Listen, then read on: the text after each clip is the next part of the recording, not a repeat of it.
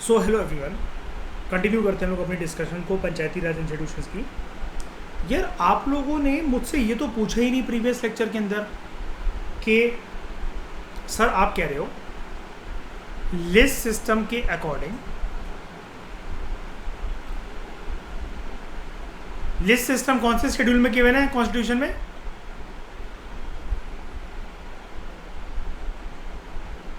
List system कौन से schedule में गिवन है?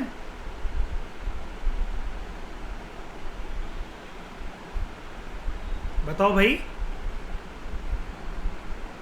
मयूर, श्रेया, लिस्ट सिस्टम कौन से शेड्यूल में गिवन है? Union list, state list, concurrent list, कहाँ पर गिवन है ये? हाँ श्रेया भूल गए? मारो थप्पड़ जोर के अपने आप को, लेफ्ट भी राइट भी, आज सेंटर भी। तो लिस्ट सिस्टम 7 शेड्यूल का पार्ट है। यार मैंने आपको ये बताया कि यूनियन गवर्नमेंट के पास जो टास्क होते हैं वो कहाँ पर गिवन होते हैं? यूनियन लिस्ट के अंदर। स्टेट गवर्नमेंट के पास जो टास्क होते हैं वो गिवन होते हैं स्टेट लिस्ट के अंदर। लेकिन इसके बाद तो कहानी खत्म हो जाती है। क्यों? क्योंकि कंकरेंट लिस्ट में दोनों बनाएंगे, कुछ डिसीजन दोनों लेंगे, और रेसिडुअरी पावर तो होती है कुछ ऐसा फ्रेश टॉपिक जिसके ऊपर अभी तक कुछ भी ना चल रहा हो तो यूनियन गवर्नमेंट डिसीजन लेगी उसके ऊपर। लेकिन मुझे साला ये बात समझ में नहीं आती, और आपने मुझसे पूछा भी नहीं कि पंचायती राज इंस्टीट्यूशंस को जब नए टॉपिक दिए जाएंगे राज्य के द्वारा तो वो कहाँ देखने को मिल रहे हैं मुझे लिस्ट सिस्टम के अंदर? क्योंकि आप ये भी नहीं कह सकते कि सर लिस्ट सिस्टम का वो पार्ट ही नहीं है। भाई लिस्ट सिस्टम का वो पार्ट ही नहीं है तो third year of level of government कैसे बन रही है हमारे देश में? रिस्पॉन्सिबिलिटी दी जा रही है तभी तो पंचायती राज इंस्टीट्यूशन का आइडिया आ रहा है।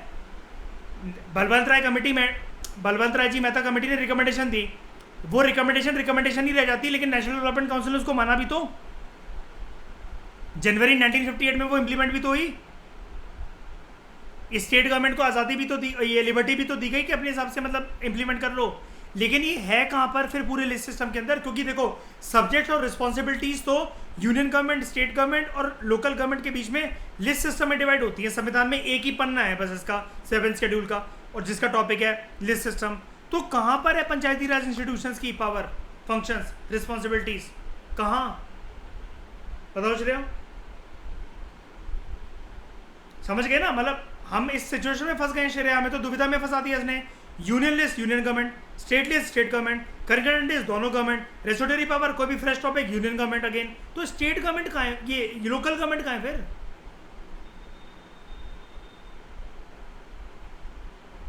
वेरी गुड, शाबाश। जो सब्जेक्ट है लोकल गवर्नमेंट का वो स्टेट लिस्ट में ही मेंशन्ड है अंडर 7 शेड्यूल।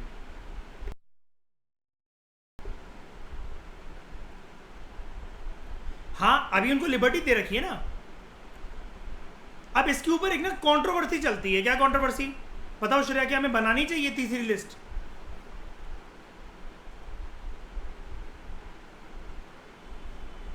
हाँ, क्या नहीं दे रखा?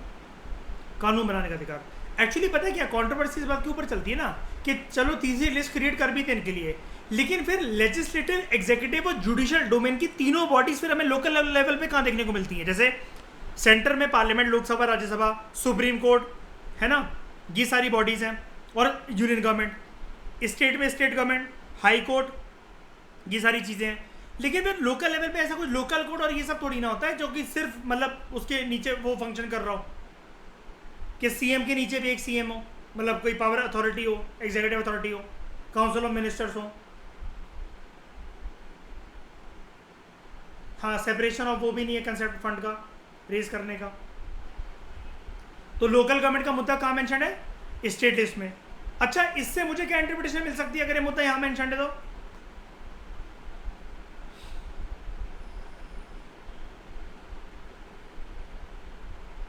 स्टेट गवर्नमेंट, अभी तो मैंने पढ़ाया आपको प्रीवियस लेक्चर में, नेशनल डेवलपमेंट काउंसिल ने स्टेट गवर्नमेंट को क्या बोला था?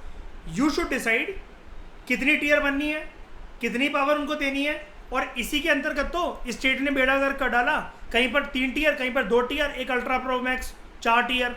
उसके बाद तिगड़म देखो कहीं कहीं पर ब्लॉक्स को ज़्यादा पावरफुल बनाया जा रहा है पंचायत समिति को, कहीं पर जिला परिषद को ज़्यादा पावरफुल बनाया जा रहा है। कई राज्य कह रहे हैं भाड़ में गया ये तीनों कंसेप्ट। जिला परिषद, पंचायत समिति, ग्राम पंचायत, हम तो लेकर आएंगे भाई न्याय पंचायत। ये कहाँ गया? पढ़ा है ना अभी मैंने आपको, ठीक है? अब क्लियर हुआ कि इनकी पावर्स एंड रिस्पॉन्सिबिलिटीज कहाँ पर कैसे मिलती हैं लोकल गवर्नमेंट को, कहाँ मेंशन है ये? State list. आगे बढ़े। अब ना बलवंत राय जी मेहता कमेटी तो बन गई, इसके अलावा 1960 से बड़ी सारी स्टडी टीम्स और कमेटी बनाई सरकार ने, वर्किंग ग्रुप्स बनाए। एक ही बात होती है वैसे, मतलब इनका काम होता है रिकमेंडेशन देने का, रिव्यू करने का कि कैसा काम चल रहा है, क्या चल रहा है। बड़ी सारी स्टडी टीम्स, कमिटीज और वर्किंग ग्रुप्स का गठन करा गया, इनको अपॉइंट करा गया ये एग्जामिन करने के लिए कि पंचायती राज सिस्टम कैसा फंक्शन कर रहे हैं। तो स्टडी टीम्स और कमेटी कौन कौन सी बनी पंचायती राज सिस्टम के ऊपर? 1960 में आती है committee on rationalisation of panchayat statistics, इसके चेयरमैन थे वी आर राव। 1961 में working group on panchayat and cooperatives, S D Mishra. अभी आपको याद है ना आगे चलकर cooperative societies and cooperative movements भी, right to form cooperatives and cooperative societies भी फंडामेंटल राइट बन जाएगा, राइट? उसके बाद study team on Panchayati Raj administration, V Iswaran. 1962 में स्टडी टीम ऑन न्याय पंचायत, जी आर राजगोपाल। 1963 में study team on the position of Gram Sabha in Panchayati Raj movement, R R Diwakar. 1963 में study group on budgeting and accounting procedure of Panchayati Raj institution, M Ramakrishnaiah. 63 में क्या यार, इनमें से ना दो चार आप बस रेफरेंस के लिए याद कर सकते हो, ये इंपॉर्टेंट नहीं है। ये अब जो आएगा ना एक एक committee, Ashok Mehta committee, G V K Rao committee, L M Singhvi committee, Thungon committee, Gadgil committee, ये इंपॉर्टेंट है। ये तो बस एक रिव्यू वगैरह देखने के लिए वो चल रहे हैं, दो चार नाम याद कर लो जैसा आपको ठीक लगे, काफ़ी है। लेकिन अब देखो क्यों आपको झूठी दिलासा दूं यार मैं। अब उसने अगर उसका चेयरमैन पूछ लिया किसी का एक नाम मेंशन करके, पेपर फैक्चुअल बन गया, एलिमिनेशन के लिए तो कुछ भी कर सकता नहीं यूपीएससी। तो श्रेया 1 साल की बात है, कितने हैं? 13 ही तो हैं ये, है ना? हाँ, ये 1976 से इमरजेंसी टाइम तक ही पढ़ने हैं। 1965 में committee on Panchayati Raj elections, K Santhanam. Study teams on Panchayati Raj finances, इसका भी चेयरमैन के संथाराम थे। 65 में study teams on the audit and accounts of Panchayati Raj bodies, R K Khanna. 66 में committee on Panchayati Raj training centres, G Ramachandran. 1969 में study team on involvement of community development agency and Panchayati Raj institutions in implementation of basic land reform measures, we Ramanathan. 1972 में working group for formulation of 5-year plan on community development and Panchayati Raj, N Krishnaiah.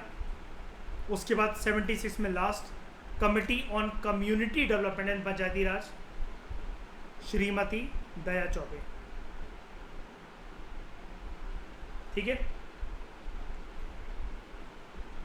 इससे ज़्यादा लेकिन हमारे लिए कुछ और committees important है इसके बाद जो फॉर्म हुई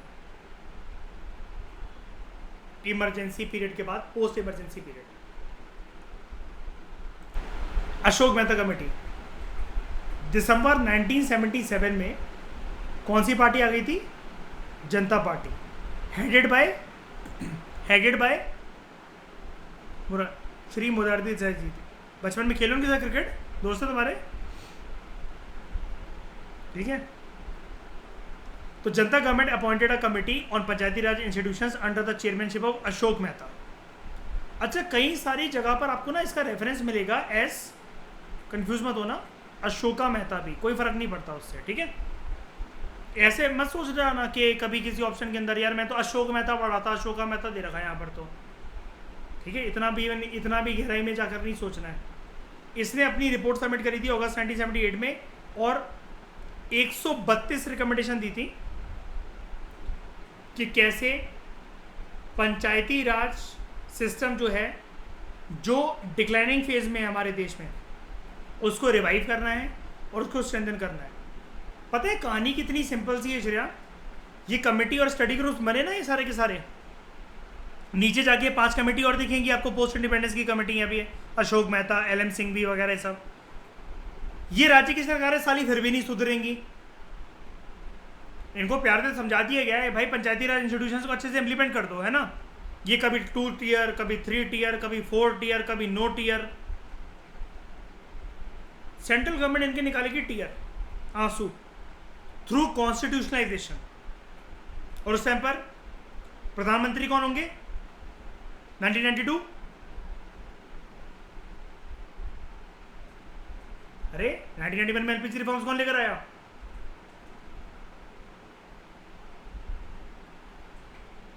अरे राजीव गांधी की सरकार यार। जब एक कॉन्स्टिट्यूशनलाइजेशन की बारी आएगी, मतलब जो आइडिया जो प्रपोज करा जाएगा इसका, वो राजीव गांधी सरकार के द्वारा करा जाएगा। मतलब ये पूरी कहानी है, मैं आपको पूरा एक फ्लो समझाने की कोशिश कर रहा हूँ, क्योंकि अंदर का कंटेंट तो आप रीड कर ही लोगे, लेकिन दिमाग में स्ट्रक्चर अगर क्लियर होगा ना तो आपको एग्जाम में रिकॉल करने में आसानी रहेगी। अब इसकी 132 रिकमेंडेशन हैं, सारी याद करनी है क्या?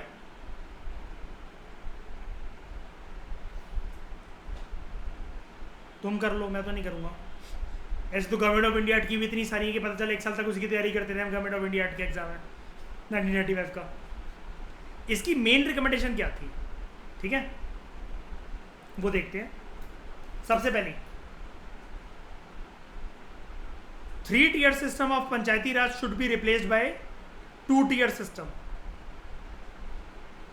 जिला परिषद बना दो डिस्ट्रिक्ट लेवल पर, और उसके नीचे बना दो एक Mandal Panchayat consisting of a group of villages. आपको पता है ना, मंडल एक एंशिएंट टर्म है, हमने तमिलनाडु के NCERT में भी पढ़ा था मयूर। ग्रुप ऑफ विलेजेस को मंडल बोलते हैं, है ना। मंडल सभा बनती थी पहले, जहाँ पर डिबेट्स एंड डिस्कशंस होती थी, और है ना, और एक इलेक्शंस भी होते थे। याद है वो मटका लेकर एक चिट्ठी डाली जाती थी, एक बच्चा आता था उस चिट्ठी को निकालता था, और जिसका नाम बोलता था वो पर्सन पंचायत का पार्ट बन जाता था। श्रेया देखना, मतलब ये वाली चीज़ समझना, जब तमिलनाडु करोगे ना एंशिएंट हिस्ट्री आगे, ऐसे इलेक्शंस होते थे। अरे तमिलनाडु में बहुत सारे गाँव में एक मटका रखा जाता था। ये 6th क्लास, ये ancient Indian history. It consisted of a group of villages with a total population of 15,000 से 20,000। मतलब जिन गांव की आबादी कितनी हो, 15,000 से 20,000, they will form Mandal Panchayat, group of villages. उसके बाद जो जिला जो होगा, district should be the first point for decentralisation under the popular supervision below the state level. ये पॉपुलर किसको बोला जा रहा है? Directly elected body. और डायरेक्टली इलेक्टेड बॉडी किसको बोला जा रहा है यहाँ पर? स्टेट गवर्नमेंट के नीचे फंक्शन करने वाली, जो डिसेंट्रलाइजेशन पावर को या डेमोक्रेसी के डिसेंट्रलाइजेशन कंसेप्ट को आगे परस्यू करेगी। वो किसको बनाया गया कि किसको सबसे ज़्यादा पावर देनी चाहिए? डिस्ट्रिक्ट को। अब डिस्ट्रिक्ट की तो उसने बात करी, जिला परिषद की, तो जिला परिषद should be the executive body and it should be made responsible for planning at the district level.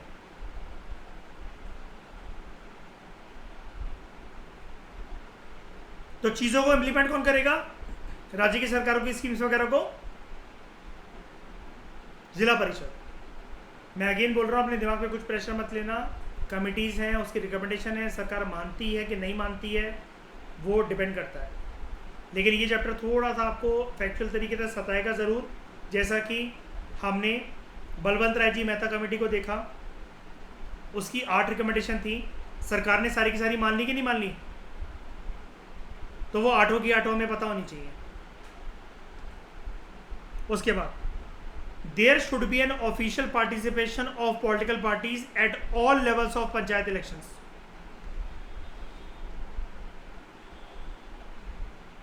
यानी कि सारी पॉलिटिकल पार्टीज जो हैं वो पंचायत के हर एक लेवल पे इलेक्शन जो होते हैं उनमें पार्टिसिपेट करें। और कौन से 2 लेवल किसने सजेस्ट करे? जिला परिषद एंड मंडल पंचायत, ठीक है। उसके बाद पंचायती राज इंस्टीट्यूशंस के पास ना कंपल्सरी पावर्स होनी चाहिए टैक्सेशन की, ताकि वो क्या कर सके,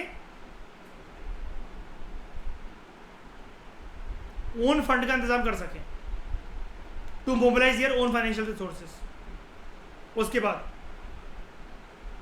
there should be a regular social audit. अच्छा, what do you mean by auditing? ये आपने सुना होगा अपने कॉर्पोरेट लाइफ में, श्रेया वर्ड ऑडिटिंग, कंपनीज की ऑडिटिंग होती है। यस, क्या देखा जाता है उस ऑडिटिंग में? क्या क्या चीज़ें? आपके रेवेन्यू, सोर्स ऑफ रेवेन्यू, है ना, स्टाफ की वर्किंग कंडीशन, फिर जो सेंट्रल गवर्नमेंट की जो स्कीम्स होती हैं, राज्य की जो स्कीम्स होती हैं कि मैटरनिटी बेनिफिट वगैरह ये दे रहे हैं कि नहीं दे रहे हैं, क्रैच फैसिलिटी बना रखी कि बना रखी है, होता है ऐसा कि नहीं होता? पूछताछ करी जाती है। तो there should be regular social audit by a district level agency and by a committee of legislators. क्या चेक करने के लिए? ऑडिटिंग का कुछ तो पर्पस होता होगा ना, इसलिए बोला सोशल ऑडिटिंग करवाओ रेगुलर तरीके से। कभी भी रेगुलर वर्ड का मतलब ये नहीं होता कि रोज करवाना, वीकली करवाना, टाइम टू टाइम का मतलब होता है रेगुलर, ठीक है। डिस्ट्रिक्ट लेवल एजेंसी करेगी, एक कमेटी ऑफ लेजिस्लेटर्स करेंगे। क्या? ये चेक करेंगे whether the funds allocated for vulnerable social and economic groups, ये एक्चुअली उन पर स्पेंड करे गए हैं कि नहीं करे गए हैं। डिसेंट्रलाइज लेवल पर जो भी सरकार ने गरीब लोगों के लिए, vulnerable section of the society के लिए जो भी स्कीम चलाई थी, प्रोग्राम चलाए थे, क्या वो इम्प्लीमेंट करेगा कि नहीं करेगा?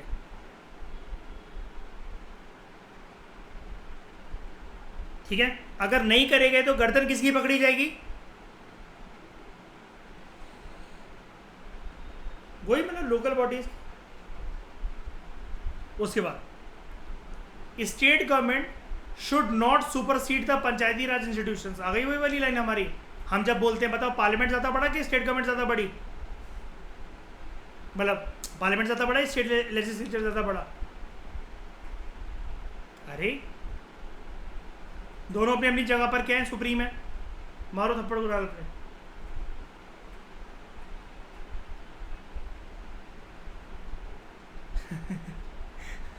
यहाँ मैं वही तो कह रहा हूँ, दबंग 2 से इंस्पायर्ड नहीं होना यार, संवैधानिक टोन में लिखने हैं आंसर हमें। पर्सनल चीज़ों को श्रेया जहाँ लेकर आए ना यूपीएससी में, गया हुआ क्वेश्चन। अच्छा बच्चा बन के अच्छे बच्चों की तरह लर्न करके एग्ज़ाम देना है, होता है हमें, वरना मुझ जैसे ने तो निकाल लिया फिर exam. State government should not supersede Panchayati Raj institutions. इसका मतलब क्या होता है? क्या समझे इस लाइन से? स्टेट गवर्नमेंट ये ना समझे कि वो किससे ऊपर है या किसके ऊपर हुक्म जताएंगे, पंचायती राज इंस्टीट्यूशंस के ऊपर। इन केस ऑफ सम सुपरसेशन, मतलब किसी किसी पावर या किसी किसी एरिया में अगर स्टेट गवर्नमेंट को ज़्यादा सुप्रीम बनना पड़ रहा है, उसको ज़्यादा पावर अपने पास रखनी पड़ रही है,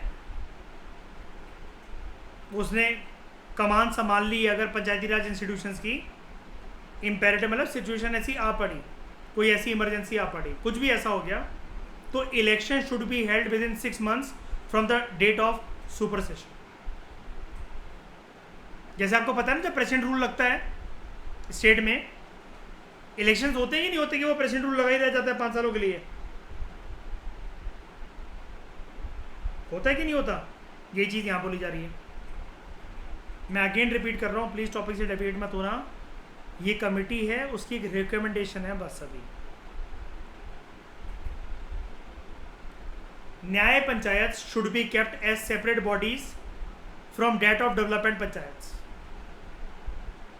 बड़े सारे राज्यों की क्या फॉर्म करने लगे थे, हमने क्या देखा था प्रीवियस लेक्चर में? न्याय पंचायत। इसने क्या बोला? अशोक मेहता कमेटी ने, एक्चुअली क्या है श्रेया, रियलिटी आंखों के सामने थी कि बहुत सारे राज्य न्याय पंचायत फॉर्म कर रहे हैं। एंड जैसा कि मैंने आपको बताया था, यहाँ पर न्याय पंचायत एक जुडिशियल पंचायत थी जो कि बड़े सारे राज्य फॉर्म कर लेते थे, मतलब लोकल लेवल पर, for dealing with civil and criminal cases, लेकिन छोटे लेवल के, पेटी मतलब बहुत माइनर सिविल और क्रिमिनल केसेस। तो ये बोला गया अशोक मेहता कमेटी के द्वारा, Nyaya Panchayat should be kept as separate bodies from that of development panchayat. इनको एक क्वालिफाइड जज ही प्रिसाइड करे। क्यों? Because they are dealing with proper cases. राज्य का एक चीफ इलेक्टोरल ऑफिसर जो है, in consultation with the chief election commissioner, he should organise and conduct Panchayati Raj elections. कौन कंडक्ट करवाएगा? Chief electoral officer of a state.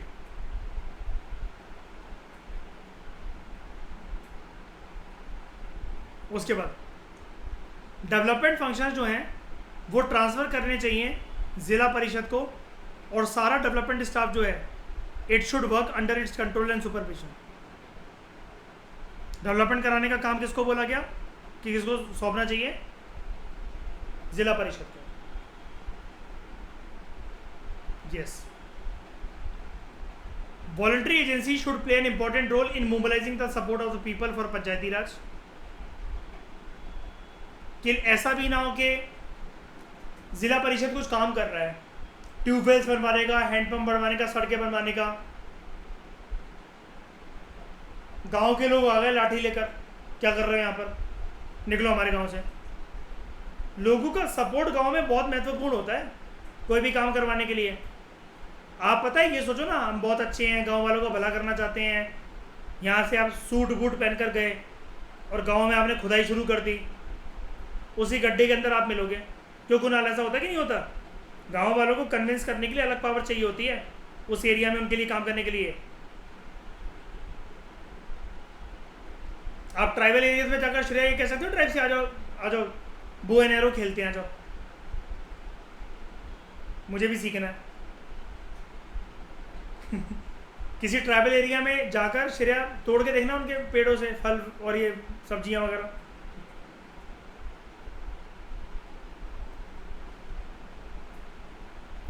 है ना, जिंगा वाला सब कर रहे होंगे।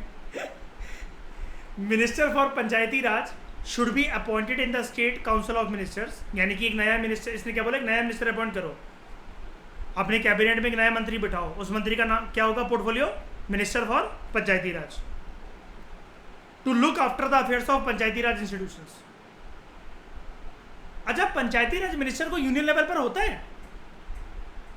मोदी जी की कैबिनेट में है कोई ऐसा मंत्री?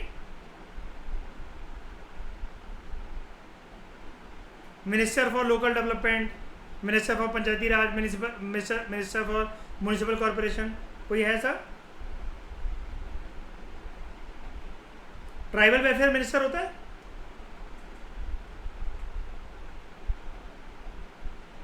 वो तो होता ही है। क्यों मिनिस्ट्री नहीं बन रखी है ministry for tribal affairs? Tribal affairs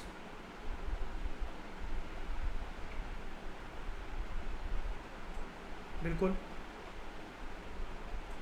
seats for एससीज and SC should be reserve on the basis of their population. यानी कि एसटी एससी की रिजर्वेशन की बात करी गई क्या पंचायती राज इंस्टीट्यूशंस में या लोकल गवर्नमेंट के लेवल पर? बिल्कुल। उसके बाद कॉन्स्टिट्यूशनल रिकॉग्निशन मिलनी चाहिए पंचायती राज इंस्टीट्यूशंस को, ताकि जितनी आवश्यकता है उनको उनके स्टैटर के बेसिस पर, उनके लीगल रिकॉग्निशन के बेसिस पर वो एक नाम और स्टेटस उनको मिल सके, और ये उनको दिलासा मिल सके, एक एश्योरेंस मिल सके कि उनकी फंक्शनिंग को रोका नहीं जाएगा, there functioning will be continuous. Janata party, लेकिन आपको पता है कि अपना टेन्योर पूरा 5 साल का कंप्लीट कर नहीं पाई थी, एंड दोबारा कांग्रेस सरकार आ गई थी सत्ता में, और जनता पार्टी को क्या कहकर नवाजा गया था, क्या से क्रिटिसाइज कर रहा था कांग्रेस ने, कैसी सरकार बोल रहा था? बाबू जगजीवन राम, मोरारजी देसाई, चौधरी चरण सिंह, तीनों के बीच में टसल चलता था ना, प्रधानमंत्री प्रधानमंत्री प्रधानमंत्री। तो मोरारजी देसाई प्रधानमंत्री थे, बाकी दोनों को क्या बना दिया था? Deputy PM. हमारे देश में सेम टाइम पर 3 प्राइम मिनिस्टर थे श्रेया, बाबू जगजीवन राम, चौधरी चरण Singh and Morarji Desai real prime minister. आपस में लड़ते रहे, सरकार गिर गई, सपोर्ट छिन गया। इंदिरा गांधी जी ने एक मेंबर को छीन लिया था कि हम तुम्हें बना दें प्रधानमंत्री, आ जाओ तुम कांग्रेस की तरफ। जैसे ही वो गए उधर, उनकी भी सरकार गिरा दी। कांग्रेस वापस आ गई क्योंकि जनता की नजरों में श्रीमती इंदिरा गांधी जी ने क्या साबित कर दिया था, और जनता पार्टी को एक टर्म से क्रिटिसाइज करा था, इट इज अ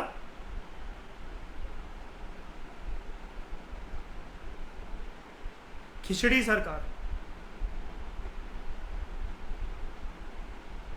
जैसे सिंडिकेट्स वाले क्या बोलते थे श्रीमती इंदिरा गांधी को जब वो शुरू शुरू में आई थी, ये तो क्या ही संभाल पाएंगे, तो निर्बीज हैं, बच्ची हैं, इनको तो कुछ भी नहीं पता, बाप पीएम थे तो ये क्या सोचती है भी पीएम बन जाएगी क्या, क्या बोलते थे वो उनको, गूंगी गुड़िया।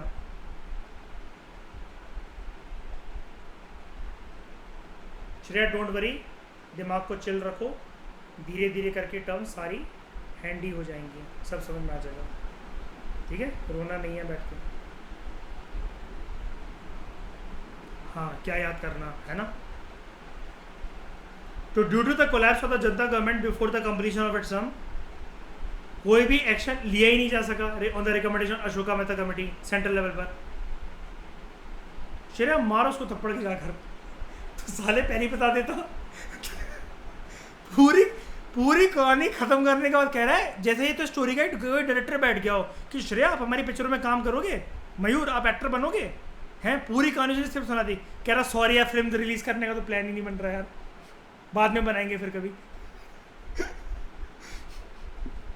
तो ड्यू टू द वो तो हाँ कैमरा बेचते फिर रहे हैं, याद है। However, 3 states of Karnataka, West Bengal and Andhra Pradesh, they took steps to revitalize the Panchayati Raj, keeping in view some of the recommendation Ashoka Mehta Committee। तो भाई साहब कहीं ना कहीं इनकी इज्जत काम आ गई, इनकी दी हुई रिकमेंडेशन इसको सराहने पर रखा। 3 राज्यों ने, कर्नाटका, वेस्ट बंगाल, आंध्र प्रदेश ने कुछ स्टेप्स लिए इन्होंने पंचायती राज को अपने देश में अपने राज्य में रिवाइटलाइज करने के लिए, ठीक है। तो इस लेक्चर में हम लोगों ने बात करी अशोका मेहता कमेटी के बारे में। इस डिस्कशन में फिलहाल इतना ही। Thank you very much for discussion.